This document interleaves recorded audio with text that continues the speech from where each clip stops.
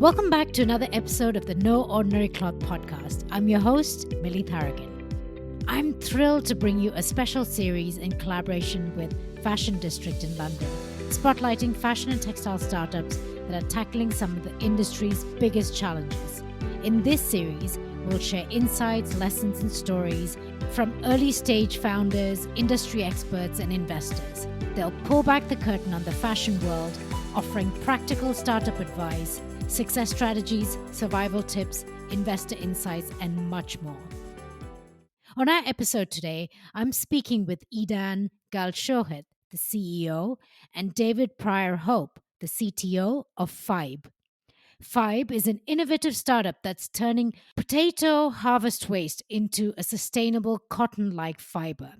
Yes, you heard that right. I did say potatoes. This groundbreaking material not only looks and feels like cotton, but aims to match its price point as well, making it a viable alternative for the fashion industry. But Fibe's innovation doesn't stop at potatoes. Their feedstock agnostic technology means it could eventually convert various byproducts from all kinds of other plants into fiber, a versatility that has earned them the 2024 Fashion District Manufacturing Futures Innovation Award.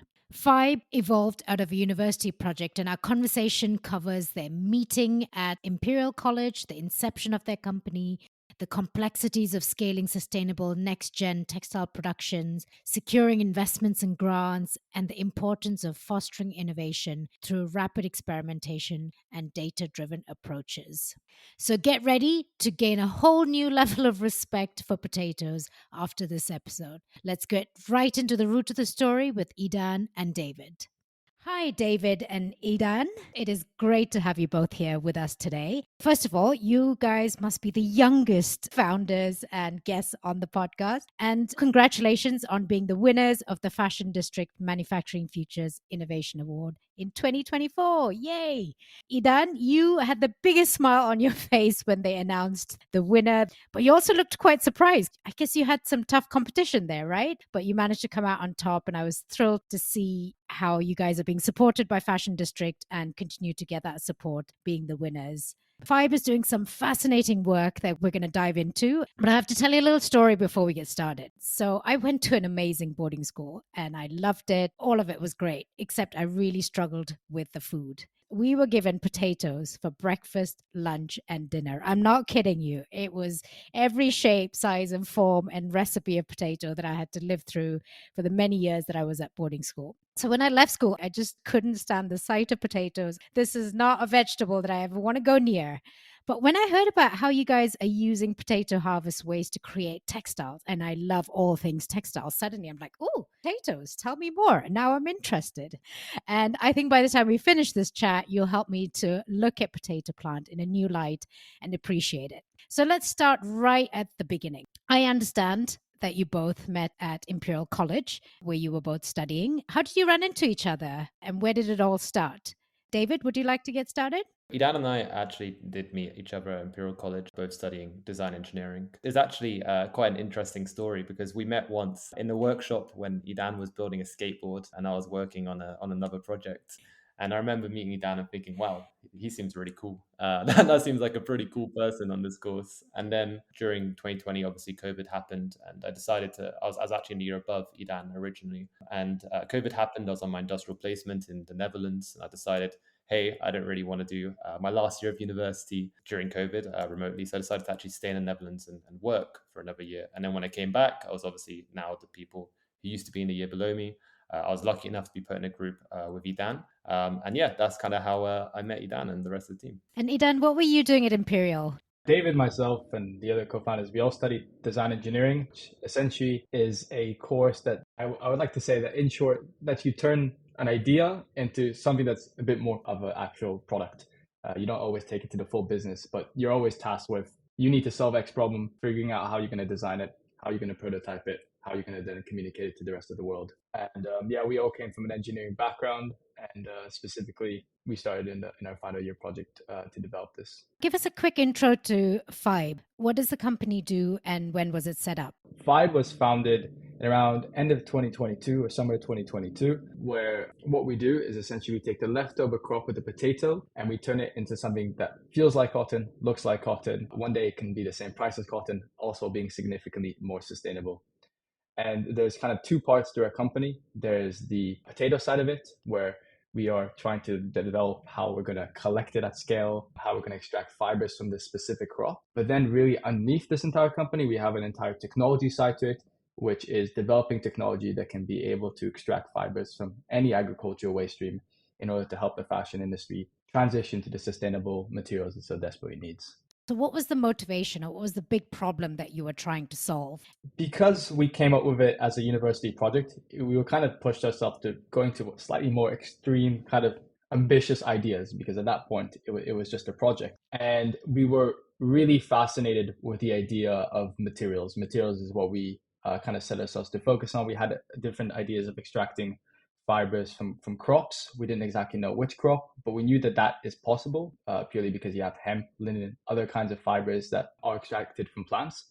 We just said, how about we look at waste streams rather than things that are traditionally grown for fiber extraction? We got inspired directly by one of the people on the team who grew potatoes over lockdown and realized how tall the plant got and how quickly it grew. And that kind of begged the question of what do we do with it? And we realized that you can't feed it to livestock because it's poisonous. It has no real nutritional value, so it's not a good fertilizer. And also because there's a disease called blight, farmers don't really want to move it too much. So most farmers just leave it to rot on the ground.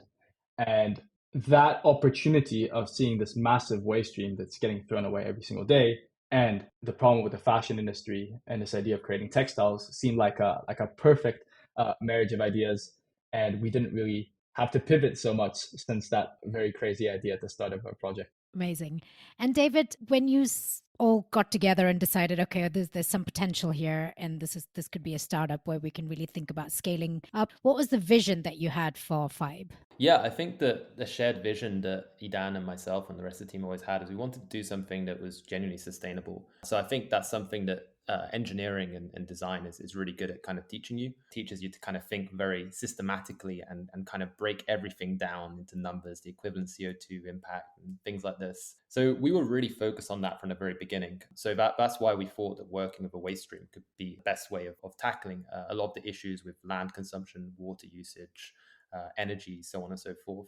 So I think there was a genuine interest in sustainability from the very beginning. And the next thing for us was having a real impact. We've seen lots of solutions being proposed, and what we kind of felt is a lot of them at times were very niche. Potentially you'd hear about a very cool fancy material, but then you'd think, okay, well, how much of the textile industry can that actually affect? So for us, we really wanted to work with something that could have a scale that would have a real impact. And that's why we have identified the potato. And why one of the reasons we love the potato, it is a completely untapped waste stream. No one works with this stuff. Could you explain now the process from starting at the farm with the harvest waste and all the way to it becoming fiber, yarn, and fabric? So it all begins by getting the leftover crop off the farm. And our goal is to not disrupt the farmers and essentially allow them to do everything they were typically going to do with the potato crop, but just get the leftover waste from them. So we're developing various different machinery and logistical process in order to collect the leftover crop. We then transport it into our facility once it's been collected. And then this is where really the Fibe's in-house technology comes in. So we have a biological process in order to break down the non-fibrous components of the crop, which is then followed by a mechanical process, which is then in charge of taking these fibers out and also cleaning them, filtering them, everything that we want to do. And then those fibers can essentially be packaged up and sent to yarn spinners and mills across the world, which can hopefully use it in the exact same way that they use cotton. So you're hoping literally a cone of cotton can just be replaced by a cone of fibre yarn without changes required in the machinery itself. Yes, that is the goal. So we know that if the entire supply chain had to spend millions and millions and millions of pounds on upgrading their machinery to process our material, we won't be in business. And more importantly, we won't have the impact that we hope to achieve. So it is absolutely crucial to all our targets to directly fit into the existing infrastructure that has been developed now for hundreds of years, because that's not going to change. Could you tell me, is this a seasonal thing, potato harvest? How often do they produce waste? And is it something that you have to wait for when it's season to harvest potatoes? Absolutely. And it's a bit difficult to answer, but essentially in the UK, the potato harvest starts around July. So that's when you can start expecting to get potato stems and ends around October. So you have a pretty large window to get potato stems. Now, this does change from location to location. So, for example, warmer countries, for example, in India, they actually have two harvests, which is really interesting and quite exciting. But even if there is just one harvest, that's not necessarily too problematic. Most of agriculture deals with this challenge of you only harvest once a year. How do you store that material over the period? So a lot of the infrastructures are actually already built to handle these challenges. There's already a lot of things around how do you store the material, how do you compact it so that you can store it more space efficiently. The seasonal challenge at first felt like it could be quite problematic, but we're learning that it's just something that there are solutions that exist. It's just trying to find the right pieces to put together.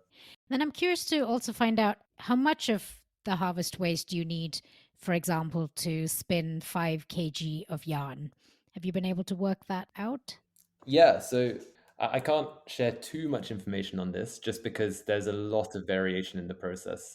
It depends on on the stem, it depends on the blend of yarn, let's say you want to add other materials. But generally what we say is to the growers and to our other partners is if you get a 7 by 7 meter area of potato field, that'll be enough for a yarn. So that's roughly what we're working with at the moment. Sorry, so 7 by 7 meters is enough for how much yarn? So that'll be about a 2 to 5 kilogram yarn. Oh, okay, amazing. Tell me a bit more about your partnership and relationship with the farmers, because that's where it all starts. How has that interaction been? What has been their response? I think that there's actually working with farmers was quite interesting. I think something that we've kind of encountered in our journey is that we're always working with people who are from new industries. We're working with biochemists, we're working with farmers, we're working with people in the textile space, and we're from an engineering background. So I've actually really enjoyed working with farmers. It's one of the things that I probably enjoy the most in what I do. Farmers are very, especially in the field of potatoes, are very open to innovation. There's been lots of legislation and lots of changes recently in terms of how they harvest potatoes. That means that they're very open to exploring new ideas. So we've actually had a lot of very positive response. I think at the very beginning, there was a bit of trying to sort of understand how it would work and understand like if it would be feasible. But I think now we've been able to actually bridge that gap. So we're very fortunate. We're supported by some pretty big players in the field. So we have support from the National Institute of Agricultural Botany, who's really kind of helping us spearhead the research into this feedstock, because of course no one has ever worked with it. So a lot of that work has to be done from the ground up. We also have support from the world's largest potato harvesting manufacturer. They're called Grimme. So that's pretty cool. I never thought that we would be doing that. And now we've been finding ourselves getting invited to events. So on Tuesday, I'm actually going to be going to talk at the Cambridge University's Potato Growers Research Association called CoopGrow. So I'm very excited for that. And we're going to be even exhibiting at a potato event between the 4th and the 5th September. So the reception's been really good. Overall, it's all quite positive. And do they see this as a potential revenue stream then? Or they're just grateful that someone's handling their waste and they're not really bothered about it being a revenue stream? Yeah, so I think it's a combination of things. I think on one side, it's really good for them to be able to have an additional income from the harvest. So that's obviously helpful. But another thing, of course, is the sustainability aspect from them. There are the potato growers and growers in general are under really harsh challenges to try and be more sustainable with more kind of ongoing legislation and push from their customers. So in fact, McCain has required growers to be regenerative potatoes by 2030, I believe.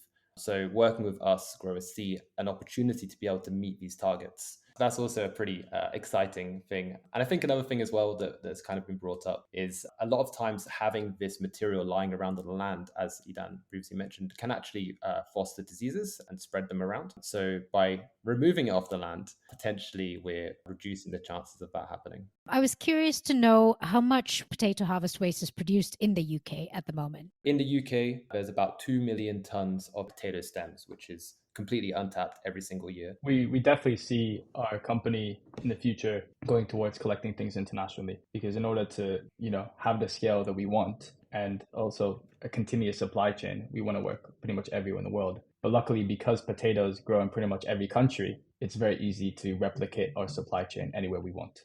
So now coming back to the material itself that you're producing, the fiber, tell us some of the main features about the fiber. You mentioned it briefly earlier. It's a lot like cotton. Can you expand on that? So in terms of the qualities of the fiber itself, so we are still quite early, so we are still kind of understanding completely the range of performance that we can achieve with this fiber. But generally, what we found is that it has very similar tensile strength kind of geometry to existing natural fibers. So that's all looking very positive. When speaking to textile mills, it's been likened to other seed fibers like kapok, like cotton, and it's also been likened to premium plant-based fibers like linen. So that's obviously really nice for us to hear. We're very excited, but there is still a long way ahead for us. So a big thing for us is understanding a bit more about the dyeability of the fiber, also understanding what different things could we spin it with, how does that fabric actually feel. We have a lot of data to be able to, I guess, infer this, but it's not too clear quite yet. Do you have textile yarn specialists helping you develop the fiber and the yarn? Yeah, so we're actually really fortunate. We got some funding to work with the University of Leeds to help us develop the world's first yarn with potato stem fiber. It's very exciting. So we have a collaboration with University of Leeds, a really good relationship, and they've been really helpful for us in trying to optimize yarns and understand how we should improve our fibers. We do also work with textile mills in Portugal. So that's obviously lovely. Being Portuguese, it's really nice to kind of show my granddad what we've been up to whenever we go. He's also very interested in this. But yeah, we work with some mills in Portugal who are obviously big innovators in the scene. In general, we try to create a network with brands, mills, anyone who we can. There is not one single person, because also people tend to have various different opinions. So you can give a material to one person and they'll say it's great. And then you give it to another person and they say it needs a lot more work. So I think it's really important to get every single person's feedback. And every time we meet a brand or a new expert, the first thing we want to do is to send them some samples, because hand feel is so important in this industry. Absolutely. David, this one's for you. I understand that your philosophy has been to fail fast and take a broad approach to experimentation. And I can completely understand that's what's driven innovation at your company. But when it comes to developing materials, trying to be agile and doing lots of experiments take a lot of time. So how do you focus there? You kind of have to go wide, but you also have to focus there. What's your approach to balance that? Yeah, I love this question. I'll try and keep it a little bit concise. But yes, you're right. There's an explosion of possibilities. And I think that it's very woven into the company DNA to be very curious and to want to explore a lot. And at times, that's something we need to kind of try and limit ourselves with. But I think we have to take this approach because we are doing something that really has never been done before. Very unusual to take a real waste that has never been touched before and try and get usable fibers out of it. So it means that we really need to kind of find new ways of doing things. The feedstock is not grown for fibers, it's grown for potatoes, right? So with that, you're going to get all sorts of challenges that we need to address through thinking completely radically. But in terms of being able to kind of limit ourselves, there's a lot of kind of constraints we put in very early on.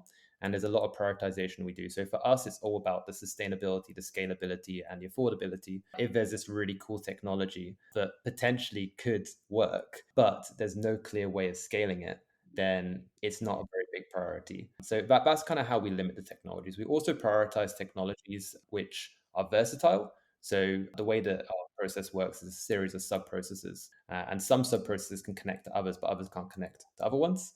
So for us, it's always very important to prioritize ones that can connect to lots of other ones. I know the founder of SmartX was saying, always open the door that opens further doors.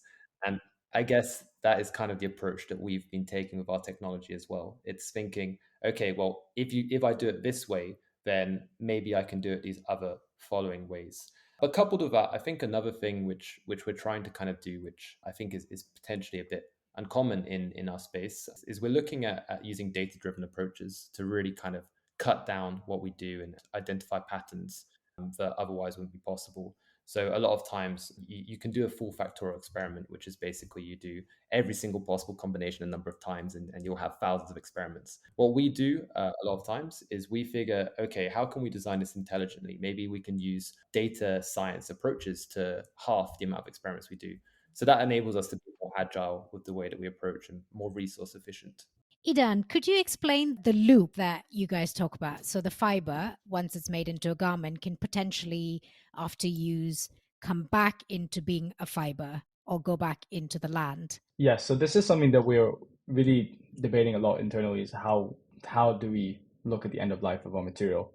Durability is incredibly important on one side. You want a product that's going to last a long time, especially when your initial customers are going to be more upper price range brands, more luxury brands, these kind of brands, and they're not going to be okay with a garment that's going to fall apart very quickly. So there's a lot of a push for durability. David said, we're the first to work with this potato. We have this new feedstock, but another reason why things are very complicated, and there's also lots of opportunity for us, is we're pretty much developing an entirely new process in order to extract those fibers. So using this biological approach and this mechanical approach. And by using a completely new process that is non-toxic, that's safe for aquatic life, that can be biodegraded, we can actually have the fibers that we deliver to our supply chain be biodegradable. But the big question is, how does our supply chain use it? Because if we give it to a brand that may want to dye it in a certain way, do we intervene and say this is how we want our material to be used and potentially reduce the scope of where a company has impact? Or do we accept that overall we need to have as many brands as possible sign up to our material because it is the most sustainable approach for them, and them having, coating it in a material, although might reduce part of that biodegradability that we care about, will still allow them to use our product in the first place. So it's really looking at the cost benefit to these opportunities. And overall, we kind of sign ourselves to the philosophy that different players in the industry will want to do different things with our material. They will want to use it in different contexts. But we need massive change for the industry, and we can't limit ourselves right now to very, very specific ways in how we're going to use it. So we want to create a material that goes into pretty much every brand's needs. And that's why in some cases, I think it'll be biodegradable. In other cases, it's not 100% predictable. True, because it's sort of out of your hands, isn't it? But tell me a bit more about the environmental impact of, for example, making a t-shirt with cotton or making a t-shirt with fibe.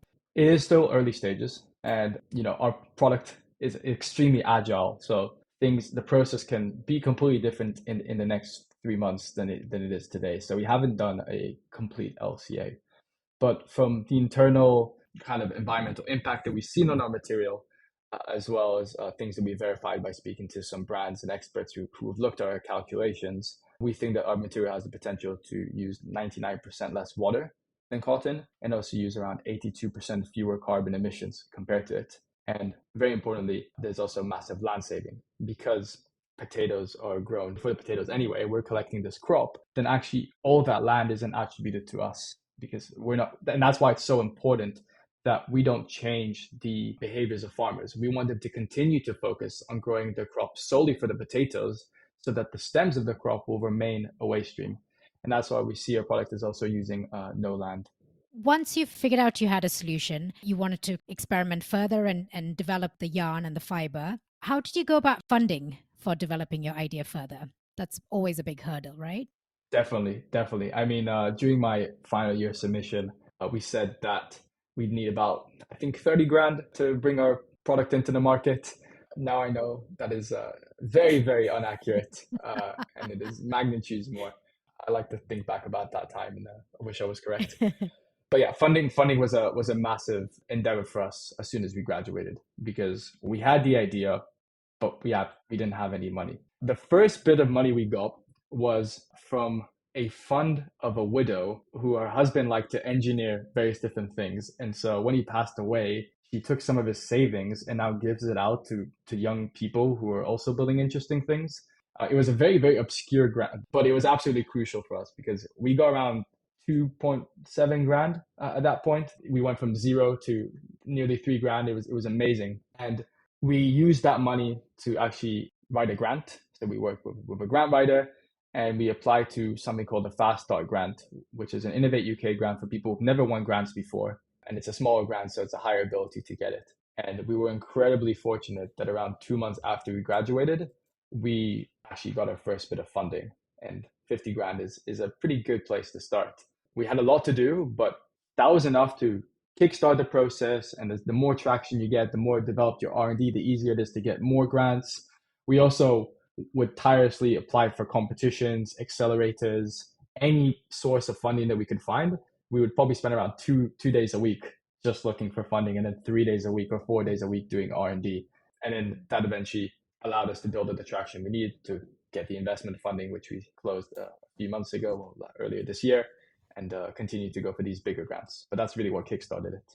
Just to add to that, it was really tight at the very beginning. I mean, Idan and I were working allegedly part-time on the grant, but we're working full-time in reality. We were in a tiny little shipping container with literally no running water, which, as you can imagine, developing a technology in the space of biotechnology is quite a challenge.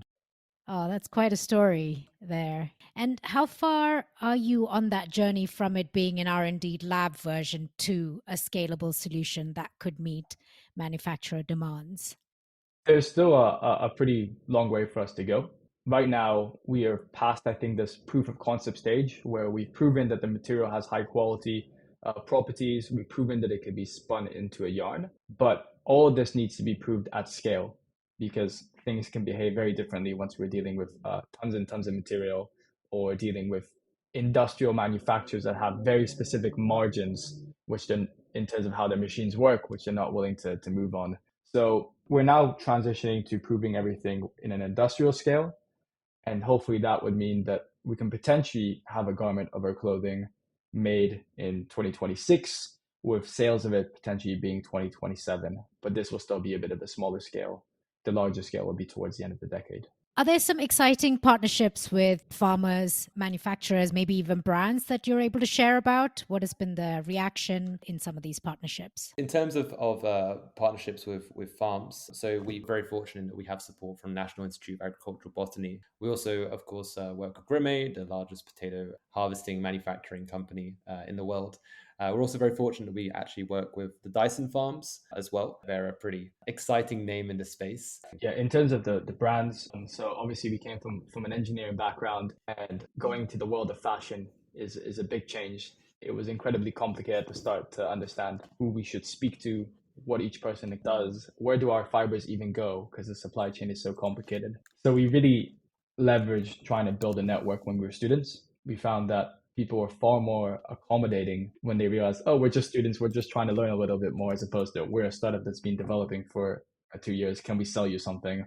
We really made the most of that opportunity. That's how we met a lot of the farmers. That's how we met a lot of the brands. That's how we met a lot of our experts and advisors that are helping us with our company. Luckily, we've really nurtured these relationships over a long period to the point that we can have very honest discussions with them, and we can really make the most of any advice they have for where a company should go. I mean, it really sounds like you're listening on the ground to all the different partners that you want to be working with. And that's so important for a startup to hear their problems, understand what they want, what is important to them, what is the pain point for them, and then coming back to the drawing board. Definitely. I'm a real believer that outsiders to an industry can offer a lot of innovation, a lot of progress, because you see things differently to someone who's been in that space for a very long time. But you can only really kind of succeed as an outsider while still being aware that there's a reason why the industry is the way it is, and trying to learn as much as you can and respecting the people in there as much as you can. So it's just a balance between those two, which has really helped our approach. Just to add to that as well, I think this is really a philosophy that we foster across the entire way we do R&D in the team. We invite ideas from literally anyone. In fact, some of the innovations we've had in engineering have come from the biochemistry team, or sometimes the most junior staff have ideas that completely change the way we do stuff. I really think this philosophy of kind of inviting ideas from any perspective is really good. And I think that's a crucial part of innovation.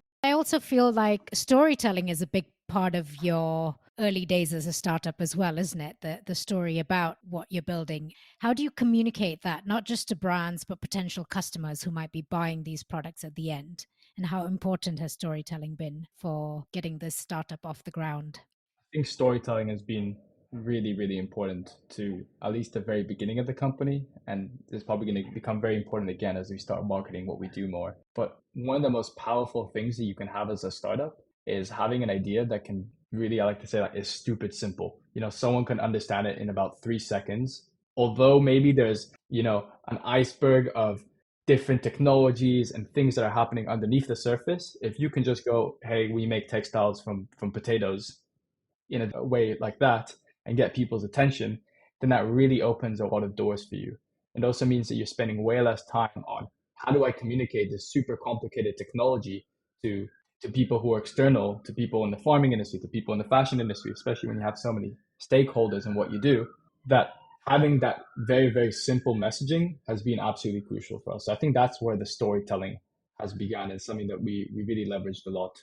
I mean, we found that when we go to networking events and other events like that, it's always very easy to meet people simply because it's such a captivating story. On the networking side, it's been crucial. And also on the way our company kind of presents itself and is able to enter the market, I think there's also lots of benefits, because in the end of the day, brands are storytellers. They want to communicate a story about their product because you don't really feel that it's made from potatoes. You just know it's made from potatoes because they told you this. So for them to be able to tap into our story and easily communicate to that to the public is a very powerful tool for them. And I like to say that it's one of our key unique selling points as a company is we have this story which people can easily gravitate towards. Absolutely, I agree. And in a landscape where there are many exciting new materials, next gen materials, which are made from feedstocks and waste byproducts, how do you set yourself apart? You definitely do a great job with storytelling, but how else do you set yourself apart from these other materials that are also being developed? There's lots of different companies that are making fibers from waste. I mean, that is true. But what really sets us apart is we're the first to work with this feedstock. So some other crops like pineapples, banana, these kind of things have already existed for a long time. And whilst they have this incredible marketing potential, they are still something that already existed before and brands have already heard of it. So when we come in with this idea of potatoes, there is this real excitement because it's just something that's so fresh. But apart from that, there's also the properties of the material itself. So our fibers, as David was talking about, are actually very, very high quality and are far finer than some of these other waste-based products. And that's not completely due to the technology we're developing. It's also actually due as well to the inherent quality of the fibers in the crop. What's really exciting about this is that means that we can get very high quality fibers with less processing, which saves on cost and then helps us meet that scale and affordability criteria that's really important for us. But what I think is really the most exciting bit about the company is the technology part of it. Because although there's all these other fiber manufacturers, we actually see this as a massive opportunity for us because a lot of the technology we're developing is completely feedstock agnostic. So it uses less steps than conventional processes. It is more sustainable than conventional processes, and it can be more easily replicated than conventional processes because we do it in a controlled environment.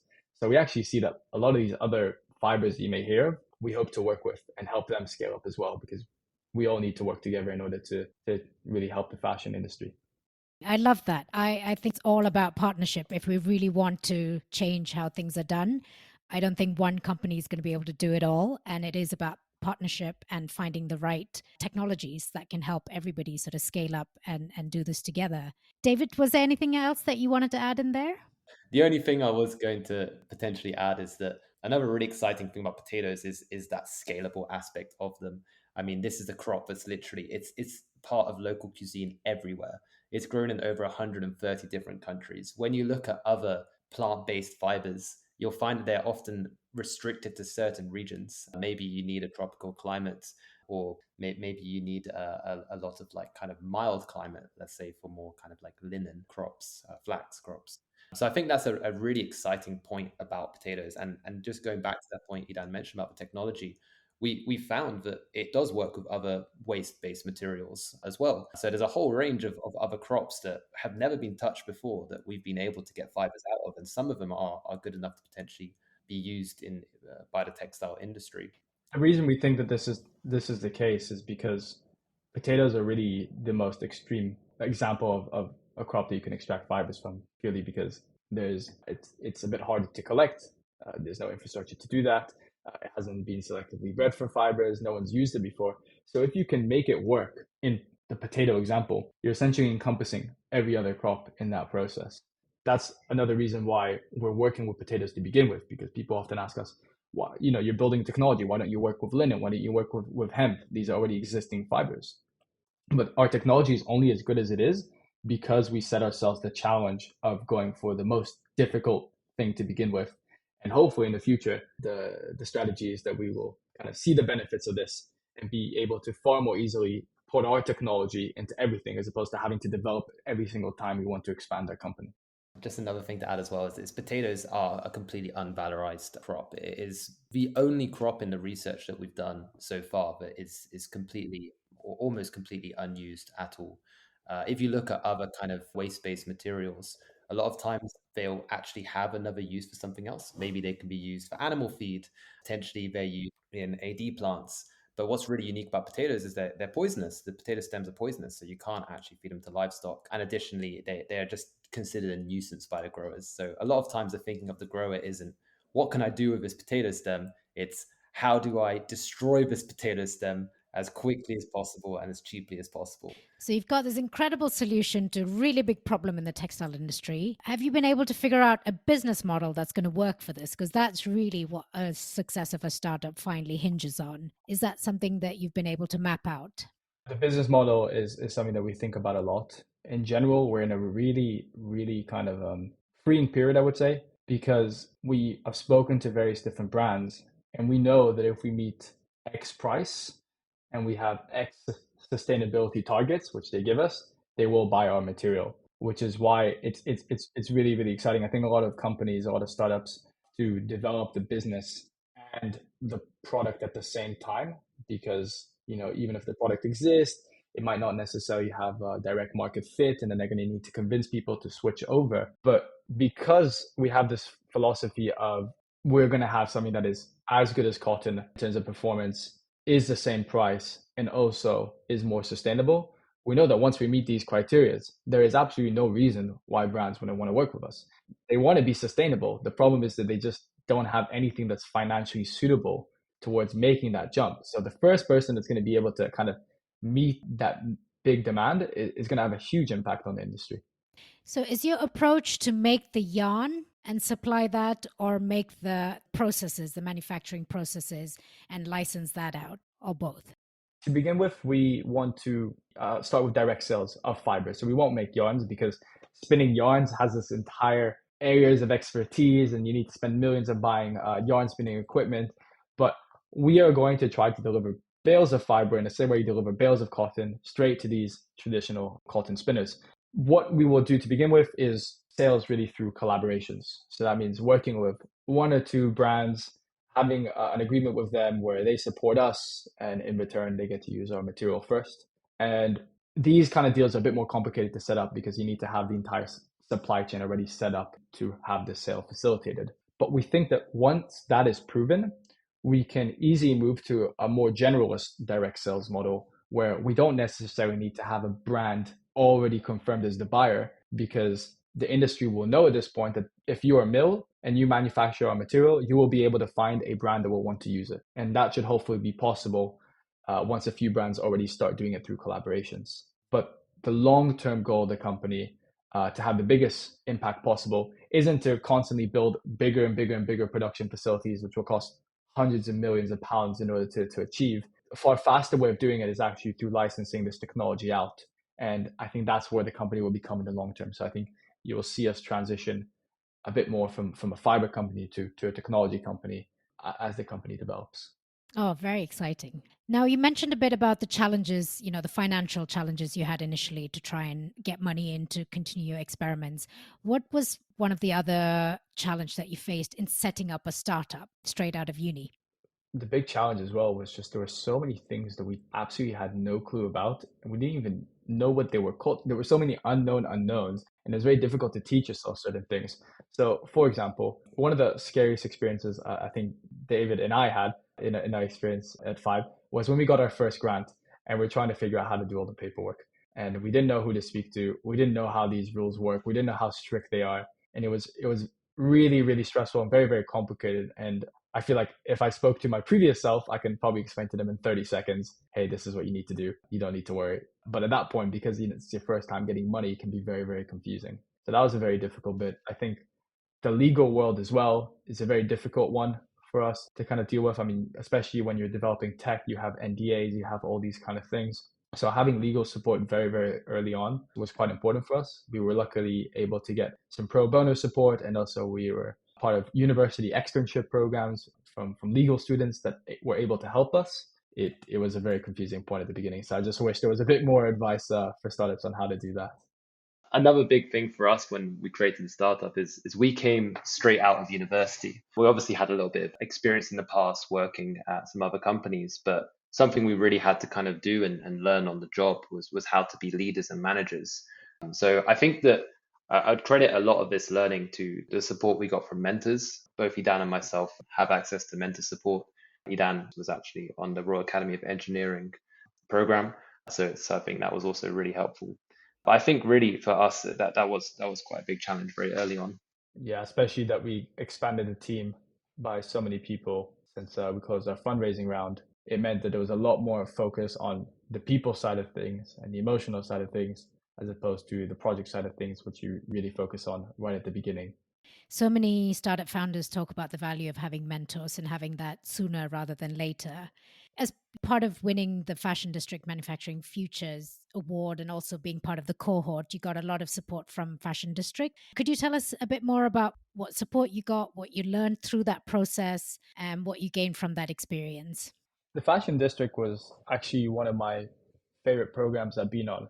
So we've actually applied to it when I think we were in a bit of a accelerator burnout, program burnout, because I think it's quite common when you're in a startup that you apply to everything that you can find, and you find often that they repeat very similar things. I mean, there's always nuggets of information that you take out of there, but sometimes it's not always worth it. But because the future manufacturing one was very, very specific to what we're doing, I thought there was actually a lot of things to be gained from it. I really enjoyed the structure of the one-to-ones that we would get, or so we had like a critical friend day where we got to sit on the panel and speak to everyone and essentially have them challenge our idea. But what I found most useful more than anything was just being around people with a very good network. So I would come in with specific problems like, we're struggling with this legal challenge hurdle, and they'll be like, okay, the next day I would get like 3 emails from people who might be able to help me. So that was really amazing. And also I would like to also really thank the judges, because I've never been in a pitching opportunity where the judges were so attuned to what we're doing and they really picked up on things and asked very intelligent questions, which in most of my experience in competitions is not the case. So I think they did a fantastic job at choosing the judges. Really, it's a great program. I'd recommend it for anyone who's in the textile tech space. Absolutely. And the judges all came with so much experience in the textile and fashion industry, isn't it? They really were immersed there and they knew what the industry needed, what the challenges are, and could clearly see this was a solution that had a lot of potential, which is why they supported you. I think it gave us a lot of information on, well, speaking to other startups and learning about their experiences was quite interesting. I think one thing that we always struggle with figuring out is how important marketing is for us. When do we, because we're a B2B to B2B kind of business, right? So how important it is that we actually communicate with the public, and speaking to other startups and learning from them was really useful. It was also very good to speak to some of the people one of the speakers there that was from a Portuguese mill, and they provided a lot of information in terms of what is the exact quantities that we need, how large should we build our pilot production facility. These are really, really specific questions that you would only be able to ask to very, very specific people. And it was fantastic that those people were there. So it was just being able to quickly go tap people on the shoulder and go, what would you do in this scenario, and get a quick response. That was the most useful. Were there any other accelerator programs or incubator programs that you were part of in the early days? Definitely, yeah. We were part of a few. I think probably the best accelerator I can recommend is just the first one that you apply to, because when you go from knowing nothing to knowing a lot, it's really useful. So we first applied to the Climate Launchpad. The one I enjoyed the most was the Royal Academy of Engineering's Enterprise Fellowship, which is very, very specific for engineering deep tech startups. And the teaching that I got there is something that I use every single day. It was almost like doing like a very, very short MBA specifically for deep tech. So I would have lessons essentially twice a week for about 8 hours. It's like going to school. I really, really enjoyed it. And any person who can apply to definitely should. I just wanted to add to that as well and say that we really, I think across the whole company, we really felt the benefits of that program as well. So it wasn't exclusive to just Idan. It was kind of, it helped the entire company. It taught Idan things that then he passed on to the company that fundamentally improved everything we were doing. And I think that without that program, we probably wouldn't be as far developed as we now are. So I think it was a huge help. So there are 4 founders at Fibe. What are the strengths that each of you bring to the table? I think one of our biggest strengths overall, especially with a big founding team, is our alignment. Because we all went to university together, because we understand each other on a deep and personal level. When each one of us manages a different department of the company, because that's how it's split. David is the CTO, who manages most of the R&D. I'm the CEO. I manage more of the business and general operations of the company. We then have Hazel, who's in charge of the engineering, so that mechanical separation bit. And we have Prem, who's more in charge of actually delivering samples and scaling up our operations. So these are all really core focus areas of the company. And each one of them manages a group of people to achieve that goal. So because we know each other so well, I feel like we have this alignment that's incredibly important. And I think if we brought someone in to fill in those roles as an employee or someone that we met further along, it'd be far harder for us to fully align. And I think that's really, really important. I think another thing that's a really strong suit in the company is this ability to do rapid engineering and working in an agile way. So that, again, this kind of goes back to the alignment bit, but we are all very attuned to, okay, this is a very quick experiment that can have very, very beneficial gains for us. So this should be the number one priority. And everyone on our team pushes themselves to do that. And the final thing I would say, just to round all of this off, and the one that I think was not the most obvious to begin with, because when you're a very small team, you're not very aware of this, but I think the emotional intelligence of the founding team is something that's really, really been impressive, and it's continuing to show how important it is, because we seem to be very attuned to when things are going wrong, when people are potentially not as happy as they can be and not as productive as they can be. And being able to pick that up and build personal relationships with the rest of the team is an absolutely crucial way to manage them and get everyone aligned to this really ambitious thing that we're doing. Your role as a CEO is also to do some fundraising and grow the company.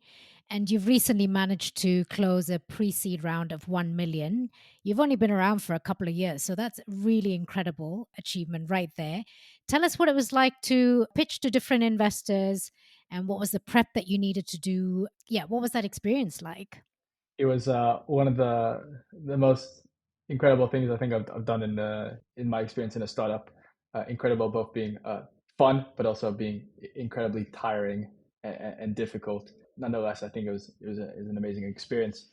And overall, we quickly realized that we are a high risk company, right? We're not going to be, if you're looking for a very, very detailed business model with guaranteed results and traction, that we're not the right company to do that. So I think we really accepted that that is the case and spoke to as many people as possible and made that very clear, and we're very honest. And we found out that there was a bit more interest in us and a bit more kind of willing to accept the risk of our company in the US.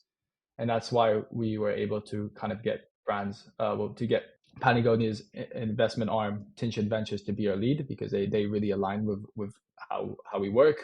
And also Alante Capital, which is another textile focused VC. But one of the really big challenges is it wasn't really getting those investors to sign up. It was all the negotiations afterwards, because investment, I found, is very much an art. Every single person I've spoke to, regardless of what experience they had, gave me something completely different. And it was very difficult to go, how am I going to combine all these thousands of opinions that I'm hearing and actually translate this to the commercial agreement that we're putting in place right now with these investors? So that was really, really difficult. I think that hopefully the next round will be far easier, because I'm far more aware of how specific clauses will affect us, and also what commercial terms do I believe is best for the company, because at the time I didn't really know. I was looking for other people's advice. Balancing people's opinions is something that's really, really difficult. And whilst it's great to have a big network, you need to then also build the ability to kind of focus in on exactly what you want to do still. I mean, it's generally quite difficult, anyways, for startups in textile and fashion industry to get investment. So you've done incredibly well. What will this 1 million help you to achieve? So the 1 million is essentially going to fund all the R&D that we need to get technical and the commercial validation, so that we can go to investors in the end of 2025, mid 2025, which is when we're going to do our next round, and go, you give us 3 to 5 million, and we know that we're going to build this pilot production facility using this process in this location, and we're going to be able to sell to this company and generate sales in 2026. So it's everything is to answer those key questions, because we don't want our next fundraise to be give us a bit more money to do a bit more R&D. We've already sold that story, and I think we've exhausted that story. So the next story has to be about generating sales, and that's why it's so crucial that we really focus how we use this money. Although it's a decent amount of money to have in your first pre-seed round, especially as a UK-based startup, we still need to be really, really focused with it. And we also still need to continuously look for grant funding, because it'll be far, far harder for us to fundraise again if we haven't answered those key questions, which we promised investors we will. What do you believe more brands should be doing to support such developments and help you get to market? Not just Fibe, but early stage startups in textile and fashion. How can brands support you guys more, and what should they be doing? I mean, our overall experience, but there's definitely more things that they should do. But our overall experience was that the fashion industry has been incredibly accommodating for us, and that's one of the main reasons that we chose to have Fibe become a startup as opposed to die off as a university project. And that's because we were like, all these brands are wanting to speak to us, they're wanting to advise us, they're telling us that they can help us, even though the idea is pretty much the equivalent of like a napkin idea. So there was a lot of advice that we received from fashion brands, and I hope that they can continue to do this, speaking to students, speaking to people who are very early stage, and just saying we're going to help you guys out where we can. Another big one is funding. I think that is something that can be improved a bit more.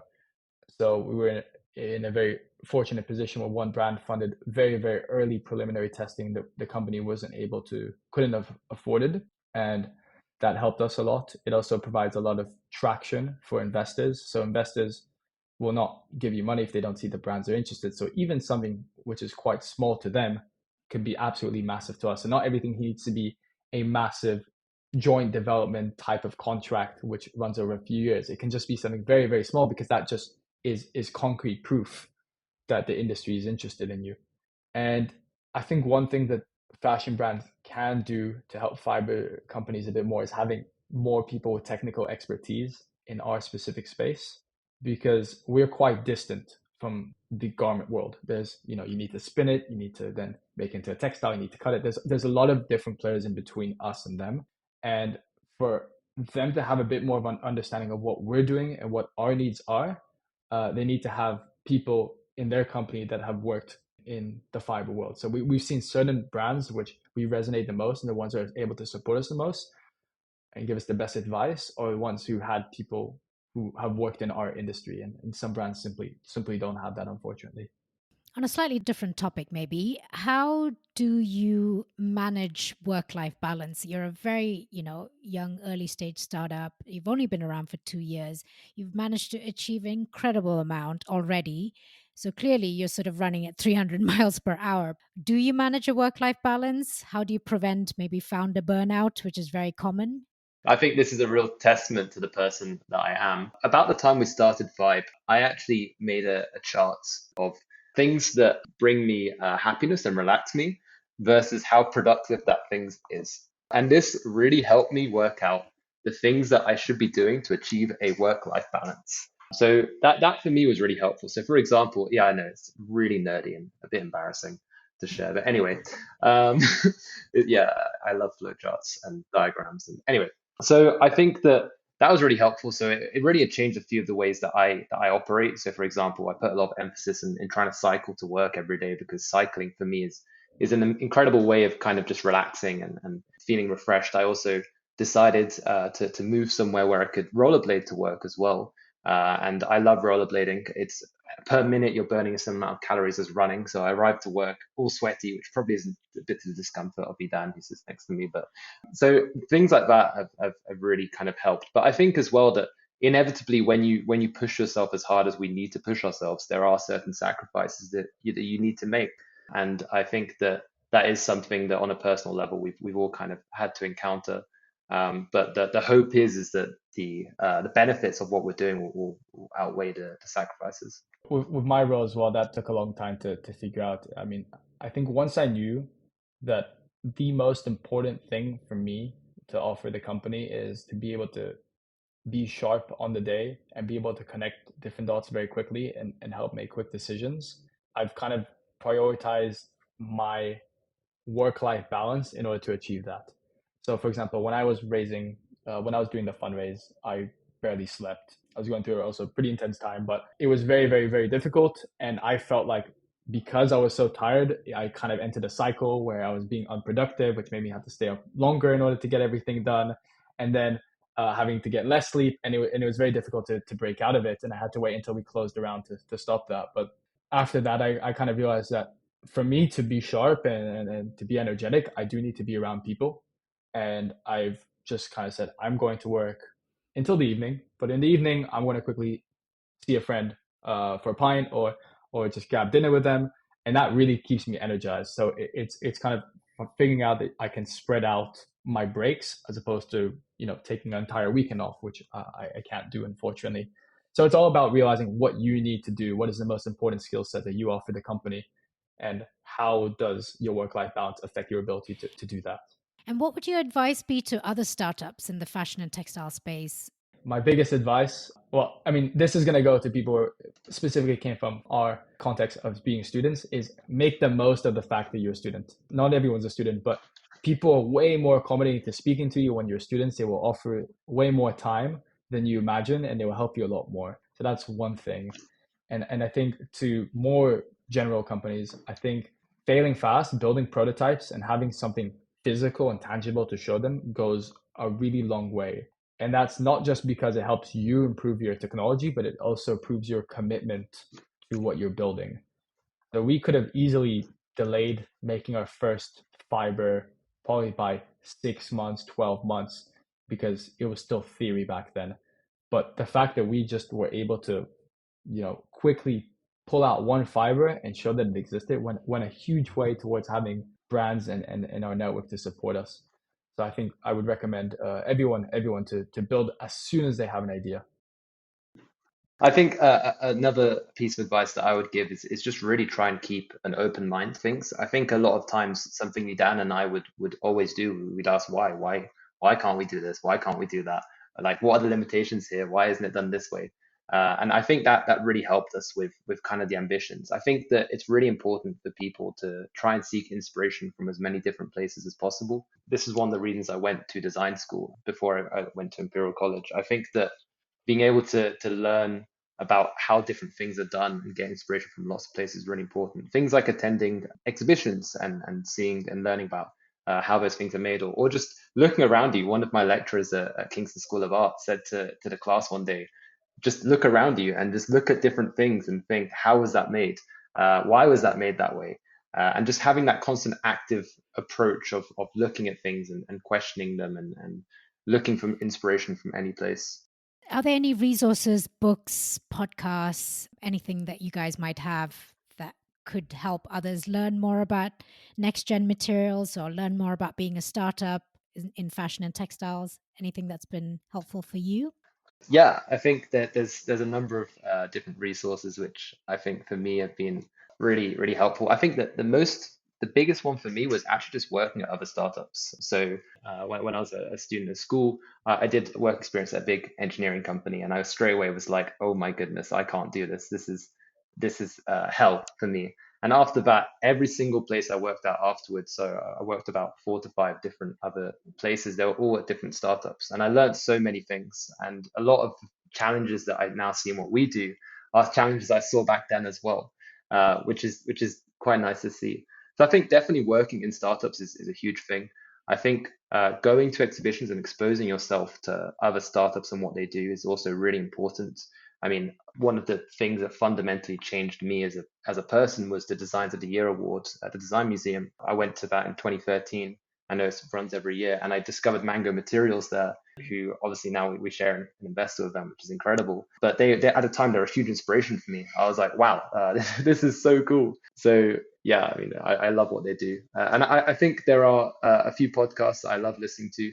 I love your podcast. The stories in there are really inspiring, and it's quite incredible to share a platform with these amazing people. Also, the How I Built This podcast by Guy Raz is a huge inspiration for me personally. I'd also like to add as well, reading autobiographies of founders is for me was very fascinating. Definitely some of those also help. Just one other thing to add as well. There's a little trick that I learned when I was at Kingston School of Art. My tutor once asked me to show me my Instagram to her, and she looked at it and she was like, "This is terrible." And she told me, "You need to start following like these design media pages." And I just saturated my Instagram with design, engineering, innovation, all this. And I think that was a huge help to funnel in innovations. I mean, the amount of media out there on Instagram and other social media platforms which share innovation is outstanding. A lot of in fact, some of my past experiences, work experience, I actually just DM'd people who I knew worked at companies on Instagram.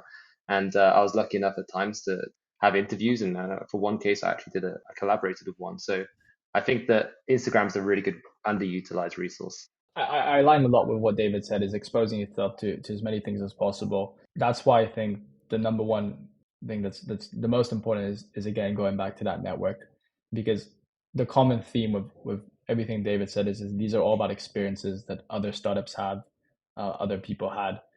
I would just really go and focus on surrounding yourselves with the right people and people that can help you, because people do want to help each other. I think the vast majority of people are good people. That's what I learned since I've started this company, and they're willing to support anyone as long as they align on that vision we should share. That's an amazing note to end on, just to know that people are out there and they are happy to help if you're willing to go and ask. And you guys have put some great ideas out there of how you can do that. Thank you again, David, Idan. Such a fascinating conversation, not just because you have a really interesting solution that solves a big problem for the textile industry, but hearing your philosophy about innovation and how you're building your startup and how carefully you're thinking about the team, work-life balance, all of that is brilliant. And it's great to hear such a young startup being so mature about things from day one. Good luck with everything. And thank you again for your time. Thank you for having us. Thank you.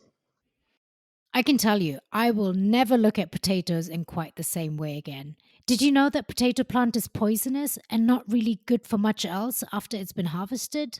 I didn't know that. After decades of avoiding this vegetable, I'm now fascinated to learn that it provides us with so much more than just potatoes. It is absolutely fascinating that Fibe have developed a technology that can potentially extract fibres from any feedstock. And that is something I know investors are going to love and brands are going to love to hear, because they can see the scale of this technology that could potentially truly transform the textile industry. I love David and Idan's energy and vision for where this technology could go, but also admire their current focus on really developing a solution with potatoes before they branch out to all the other possibilities. They're also laser focused on creating a solution that is going to be scalable and cost effective and make this a no-brainer choice for brands as a sustainable replacement for cotton. This is definitely a startup I want to keep an eye on as they grow and scale over the next few years. Check out the show notes for the links to Fibe website and social media links. Your support means the world to me. So if you've enjoyed this episode, consider buying me a coffee using the link below in the show notes. It's really easy to do. And a cup or two helps me work late into the night as I edit this episode and bring them to you. If this episode was inspiring and helpful, please share this with a couple of your colleagues and friends as well. David and Idan have shared very transparently about their experiences and what they've learned along the way to building this startup and putting a foundation in place for success and growth. It is so valuable and helpful for anyone, so please do spread the word. And lastly, if you have any feedback, leave a review or connect with me via email. My address is also in the show notes. Thanks again for joining me on another episode of the No Ordinary Cloth podcast. Until next time, this is your host, Millie Tharakin.